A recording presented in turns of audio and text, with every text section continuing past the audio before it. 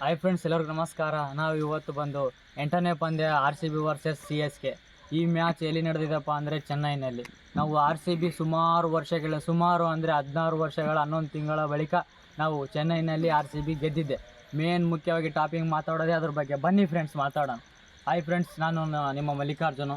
ಇವತ್ತು ಚೆನ್ನೈ ಟಾಸ್ ಗೆದ್ದು ಬೌಲಿಂಗ್ ಆಯ್ಕೆ ಮಾಡಿಕೊಂಡಿದ್ದೆ. ಆ ಬೌಲಿಂಗ್ ಆಯ್ಕೆ ಮಾಡಿಕೊಂಡ ತದನಂತರ RCB ಬ್ಯಾಟಿಂಗ್ ಬರುತ್ತಾರೆ.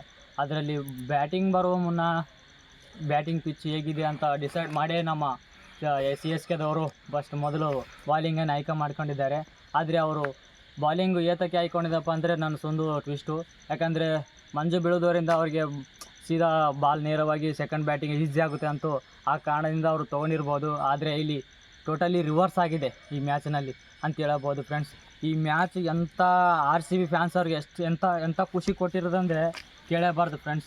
ಇದು ಎಷ್ಟು ವರ್ಷಗಳಂದರೆ ಮಿನಿಮಮ್ಮು ಇದು ರಾಮಾಯಣ ಮಹಾಭಾರತ ಇತಿಹಾಸದ ಹಾಗೆ ರಾಮ ಸೀತೆ ವನವಾಸಕ್ಕೆ ಹೋದ ಥರ ಆಗಿದೆ ಫ್ರೆಂಡ್ಸ್ ಈ ಮ್ಯಾಚ್ ಅಂತ ಹೇಳ್ತೀನಿ. ಯಾಕಂದರೆ ಅದು 2008ರಲ್ಲಿ ಗೆದ್ದ ನಮ್ಮ RCB ಚೆನ್ನೈನಲ್ಲಿ ಗೆದ್ದದ ಟೀಮು ಆವಾಗ ಯಾರಿದ್ರಪ್ಪ ಅಂದರೆ ನಮ್ಮ ರಾಹುಲ್ ದ್ರಾವಿಡ್ ಇದ್ದರು 2008ರಲ್ಲಿ. ಈಗ ಪ್ರಸ್ತುತ ರಜತ್ ಪಟಿದಾರ್ ಲೀಡ್ ಮಾಡ್ತಿದ್ದಾರೆ ನಮ್ಮ RCB ಅನ್ನು. ಈಗ 2025ರಲ್ಲಿ ನಾವು ಗೆದ್ದಿದ್ದೇವೆ. ಆದರೆ ಮೊದಲನೇದಾಗಿ ನಾವು ಬ್ಯಾಟಿಂಗ್ ಬಂದಿದ್ದು ಫಿಲಿಪ್ ಸಾಲ್ಟು, ವಿರಾಟ್ ಕೊಹ್ಲಿ.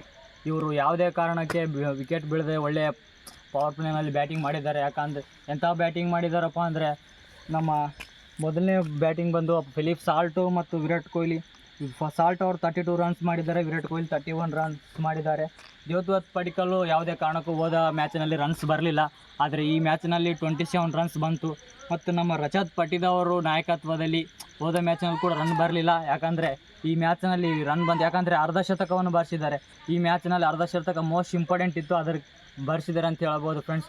ಒಳ್ಳೆಯ ಪರ್ಫಾರ್ಮೆನ್ಸೇ ಮಾಡಿದ್ದಾರೆ. ರಜತ್ ಪಟಿದಾರ್ ನಾಯಕತ್ವದ ಕಾರ್ಯವನ್ನು ನಿರ್ವಹಿಸ್ತಿದ್ದಾರೆ. ಯಾಕಂದರೆ ಹೋದ ಮ್ಯಾಚಲ್ಲಿ ಒಳ್ಳೆಯ ನಾಯಕತ್ವವನ್ನು ಮ್ಯಾಚ್ ಆಡಿ ಟೀಮನ್ನು ಗೆದ್ದುಕೊಟ್ಟಿದ್ದಾರೆ. ಈಗ ಮತ್ತು ನಮ್ಮ ಟೀಮ್ ಡೇವಿಡು ಕೊನೆಯ 8 ಬಾಲಲ್ಲಿ ಏನು ಮ್ಯಾಚ್ ಆಡಿದ್ದಾರೆ ರೀ ಫ್ರೆಂಡ್ಸ್. ಖಾಲಿ 8 ಬಾಲಲ್ಲಿ 22 ರನ್ಸ್ ಬಾರಿಸಿದ್ದಾರೆ ಅಂತ ಹೇಳ್ತೇನೆ. ಬಿಗ್ ಹಿಟರ್ಸ್ ಹೊಡೆದಿದ್ದಾರೆ, 3 ಸಿಕ್ಸರ್ ಅಂತ ಹೇಳ್ತೇನೆ. ಆದರೆ ಇದರಲ್ಲಿ ನಮ್ಮ RCBಯನ್ನು ತಡೆ ಹಿಡಿದವರು ಯಾರಪ್ಪ ಅಂದರೆ ಬಾಲರ್ಸ್ ಬಂದು ನೂರ್ ಅಹಮದ್ ಅವರು 3 ವಿಕೆಟನ್ನು ಪಡೆದಿದ್ದಾರೆ ಫ್ರೆಂಡ್ಸ್. ಒಳ್ಳೆಯ ಬಾಲಿಂಗೇ ಹಾಕಿದ್ದಾರೆ ಅಂತ ಹೇಳ್ತೀನಿ. ಮತ್ತು ಫತಿರಾನ್ ಅವರು 2 ವಿಕೆಟ್ ತೆಗೆದಿದ್ದಾರೆ ಫ್ರೆಂಡ್ಸ್.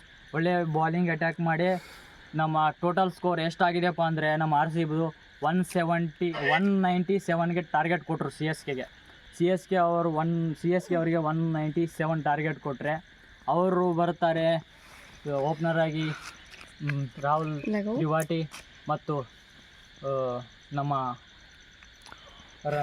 ಸಚಿನ್ ರವೀಂದ್ರ ಅವರು ಒಳ್ಳೆ ಸ್ಟಾರ್ಟೇ ಸಿಗಲಿಲ್ಲ ಅಂತ ಹೇಳ್ತೇನೆ. ಯಾಕಂದರೆ CSK ಫ್ಯಾನ್ಸ್ ಅವರಿಗೆ ಭಾಳ ನೋವಿನ ಥರ ವಿಷಯ ಅನಿಸ್ತು ಅಂತ ಹೇಳ್ತೇನೆ.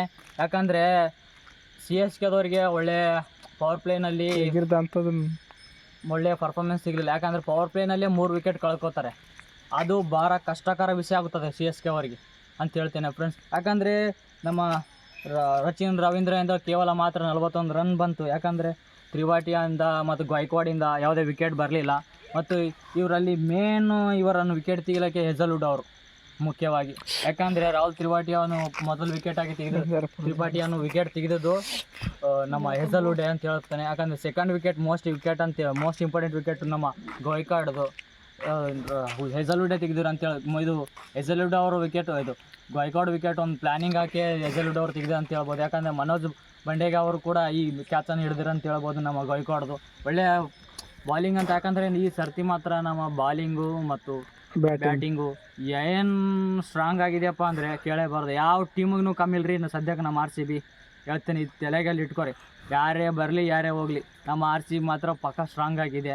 ಈಗ 2-2 ಗೆದ್ದಿದ್ದೇವೆ. ನಾವು ಕ್ವಾಲಿಫೈ ಆಗ್ತಿ ಫೈನಲ್ನು ಹೋಗೋ ಚಾನ್ಸಸ್ ಇದೆ ಅಂತ ನಂಬುತ್ತೇನೆ. ಆದರೆ ಟೋಟಲ್ ಸ್ಕೋರ್ ಮತ್ತು ರವೀಂದ್ರ ಜಡೇಜಾ ಒಳ್ಳೆಯ ಪರ್ಫಾರ್ಮೆನ್ಸೇ ಮಾಡಿದರು. ಅವರು ಎಷ್ಟಪ್ಪ ಅಂದರೆ 25 ರನ್ಸ್ ಬಾರಿಸಿದ್ದಾರೆ ಅಂತ ಹೇಳ್ತೇನೆ ಫ್ರೆಂಡ್ಸ್. ಮತ್ತು ಶಿವಮ್ ದುಬೆ ಅವರು 19 ರನ್ಸ್ ಯಾಕಂದರೆ ಹೆಚ್ಚಾಗಿ ಹೋಪ್ಸ್ ಯಾರ ಮೇಲೆ ಐತಪ್ಪ ಅಂದರೆ, ಯಾಕಂದರೆ ಪವರ್ ಪ್ಲೇನಲ್ಲೇ 3 ವಿಕೆಟ್ ಕಳ್ಕೊಂಡ ಬಳಿಕ ಇನ್ನು ಬಿಗ್ ಹಿಟರ್ಸ್ ಇದ್ದಾರಪ್ಪ ಅಂದರೆ ಕೇವಲ ನನಗೆ ಕೊನೆಯದಾಗಿ ಕಾಣಿದ್ದು ಶಿವಮ್ ದುಬೆ ಅವರು ನನಗೆ ಭಾಳಷ್ಟು ಹೋಪ್ ಇತ್ತು. ಯಾಕಂದರೆ ಶಿವಮ್ ದುಬೆ ಸಿಕ್ಸರ್ಸ್ ಭಾಳಷ್ಟು ಬಿಗ್ ಹಿಟ್ಟಾಗಿ ಹೊಡಿತಾರೆ.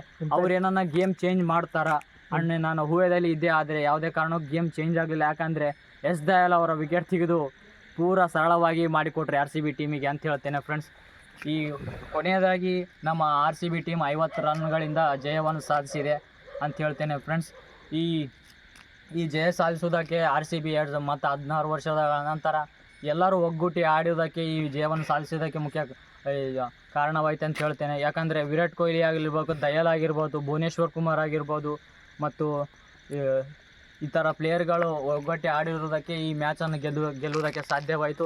ಇನ್ನು ಮುಂಬರುವಂಥ ಮ್ಯಾಚ್ಗಳಲ್ಲಿ ಕೂಡ ನಮ್ಮ ಆರ್ ಸಿ ಬಿ ಟೀಮ್ ಗೆಲ್ಲುತ್ತಾ ಹೋಗಲಿ ಅಂತ ಹೇಳ್ತೇನೆ. ಯಾಕಂದರೆ ಕೊನೆಯದಾಗಿ ನನಗೆ ಏನಪ್ಪ ಒಂದು ಬೊಂಬಾಟ್ ರೋಮಾಂಚಕ ವಿಷಯ ಏನಪ್ಪ ಅಂದರೆ, ಧೋನಿ ಬಂದು ಕೊನೆಯದಲ್ಲಿ 5 ಓವರ್ ಇದ್ದ ಬಳಿಕ ಧೋನಿ ಬಂದು ಎಂಥ ಬ್ಯಾಟಿಂಗ್ ಆಡಿದಾರಪ್ಪ ಅಂದರೆ 30 ರನ್ಸ್ ಬಾರಿಸಿದಾರೆ ರೀ 16 ಬಾಲಲ್ಲಿ. ಎಂಥ ಬಾಲಿಂಗ್! ಯಾಕಂದರೆ 2 ಸಿಕ್ಸರು 3 ಫೋರ್ಸ್ ಅನ್ನು ಬಾರಿಸಿದ್ದಾರೆ.